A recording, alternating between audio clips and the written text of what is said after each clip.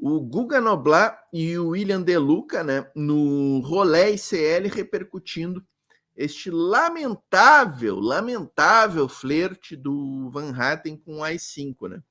Chega deixando a curtida, tá, pessoal? Chega deixando a curtida, diga no chat de que cidade está assistindo e também vou deixar aqui rapidamente o nosso Pix aí, para quem puder fazer um Pix, vamos junto, tá, pessoal? Parecer brincadeira de criança, falando aí que o Alexandre de Moraes tirou os Spaces do ar no Brasil, tipo um podcast ao vivo que acontece lá no Twitter, e aí, obviamente, as pessoas começaram a responder o Marcel Van Hatten. Eu fui uma delas que respondi o Marcel Van Hatten. Vamos para os tweets, pequeno Gabriel Vento, na sequência.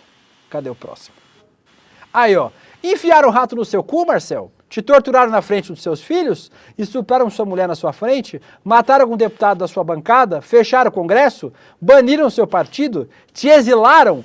Porque é isso que a gente precisa perguntar, né, Guga? Se o cara tá chamando de AI-5, se o cara tá comprando uma ditadura, isso. Vamos comparar com o que rolava com a ditadura militar. Hoje de manhã, inclusive, eu dei lá 2 sugestões de podcast. Um eu só falei meu nome, conta a história de um estudante de geografia da USP morto pela ditadura militar e que nunca foi e que o crime nunca foi devidamente esclarecido, né? E também o ditadura, um outro da Folha de São Paulo que eu vou pegar aqui o nome agora, sobre a ditadura também, para as pessoas entenderem, porque senão, Guga, fica essa maluquice dos caras negarem que o nazismo era de extrema direita, negarem que a ditadura aconteceu, e aí a gente fica numa conversa de doido, né? Porque parece que, vamos falar que AI-5 mesmo, sem ter contexto histórico, porque no AI-5 era isso que acontecia. Era isso que acontecia na ditadura. Acabou o habeas corpus, as pessoas eram presas, torturadas, mortas, e a família nunca mais encontrava o corpo. É preciso colocar as coisas no seu devido lugar, né, Guga? Pois é, 400 assim, né, pessoal? Vamos botar o pingos nos is, mais uma questão, né? É que o judiciário está se metendo muito em política, o judiciário está intervindo na política nacional, né? Caçando perfil, mandando prender deputado. Mas, gente, assim, se o deputado é delinquente, se o deputado cometeu crime, o que o judiciário vai fazer, pessoal? Sabe, a imunidade parlamentar, a gente tem dito isso há muito tempo aqui, a imunidade parlamentar é um princípio importantíssimo, mas ela não autoriza que o deputado vire um criminoso e um delinquente. Pelo contrário, o deputado tem ainda mais responsabilidade com as leis do Brasil, com a Constituição, com as leis, com a democracia. O deputado é um cidadão qualificado. Então, se todo brasileiro tem dever de defender a democracia, de cumprir as leis, o deputado, mais ainda, ele é qualificado. Quando ele toma posse, ele jura sobre a Constituição. Assim como servidor público. Eu, quando assumi na Procuradoria Federal, eu jurei sobre a Constituição. Jurei cumprir as leis brasileiras. Isso qualifica o cidadão.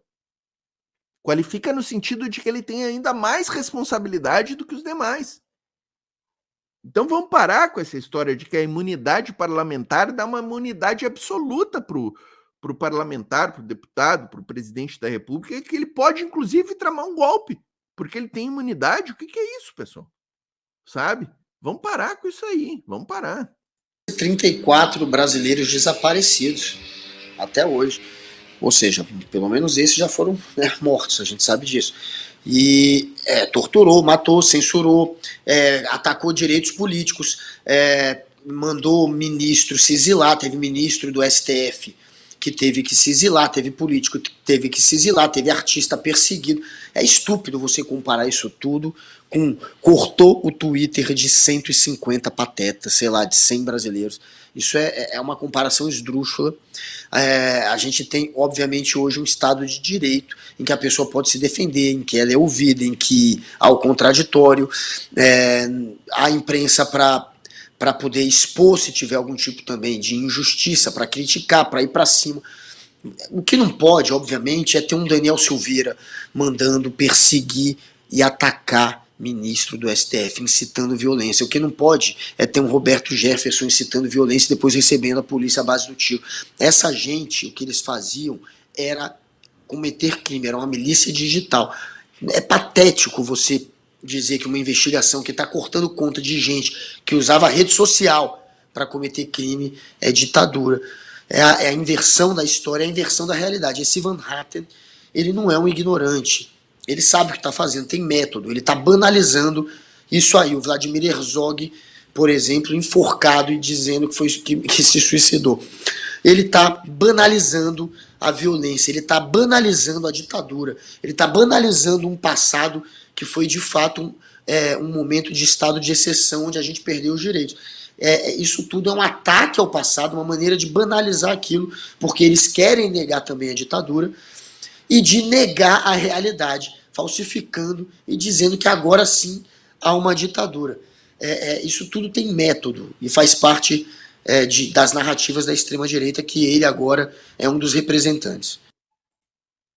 É isso aí, perfeito aí o Guga Noblar nesse raciocínio aí dele. E que bom, né, pessoal, que as redes sociais tiveram essa reação aí, essa reação importante, essa barbaridade que é comparar o Brasil de hoje com o AI-5, né, pessoal? Galera, vamos deixar curtida aqui, ó, e diga no chat aí de que cidade estão assistindo, tá? Quem não tá nos nossos grupos aí também, ó, faiscando aqui, ó, Telegram e WhatsApp, tá, pessoal? O link tá na descrição aqui desse vídeo, então fica o convite aí para vocês se cadastrarem. Vamos fechar essa pauta aqui, pessoal, com o João César Castro Rocha, que é um cara que eu gosto bastante. Ele tem participado no ICL, feito boas falas, e ele fez uma fala breve, 1 minuto e pouco, sobre essa comparação aí do deputado Van Hatten do Brasil atual, do que está acontecendo no Brasil com AI-5. Fiz uma pergunta para o deputado, que ele obviamente não respondeu, se ele tinha sido torturado, se introduziram um rato dentro do ânus dele, como faziam com as mulheres na época da ditadura, colocando ratos vivos dentro da vagina das mulheres, se tinham estuprado ele na frente dos filhos, se tinham batido nele quase até a morte e se mataram algum deputado do partido dele e desapareceram com o corpo. Ainda tem gente hoje buscando os ossos dos seus desaparecidos para poder enterrar. O deputado obviamente não respondeu, mas acho que tem a ver com isso, né, César? Eu fiz um post, esse post deu muita repercussão lá no Twitter ontem, e aí vários bolsonaristas, vários defensores desse regime vieram perguntar, mas cadê os fatos, contra os fatos? Não, o seu professor de história que te falou isso tem áudio do Superior Tribunal Militar falando sobre tortura, reconhecendo que a tortura, que os assassinatos políticos aconteceram. Mas aí, professor César, Vivian, quem está assistindo a gente entra nessa loucura da dissonância cognitiva coletiva que o bolsonarismo enfiou a gente. Os fatos não importam mais. Eu mostrei para as pessoas, cara, tem áudio do Superior Tribunal Militar, ou seja, os militares assumindo que teve tortura e assassinato político. Mas aí a realidade passa a importar menos do que a versão. É o mundo paralelo, né, pessoal? Eles vivem no mundo paralelo e não importa a realidade. Nesse ponto aí tá muito bom.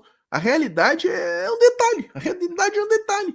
O que nos importa é o mundo paralelo. É a mentira que a gente pode utilizar para explorar esses fatos, sabe? Vamos comparar isso aí com a AI-5. Estão prendendo um deputado. Não importa se o deputado cometeu um crime, não importa se o Bolsonaro estava tramando um golpe, se alguns deputados estavam junto com ele na trama do golpe, participaram de reuniões golpistas, se tinha uma minuta do golpe.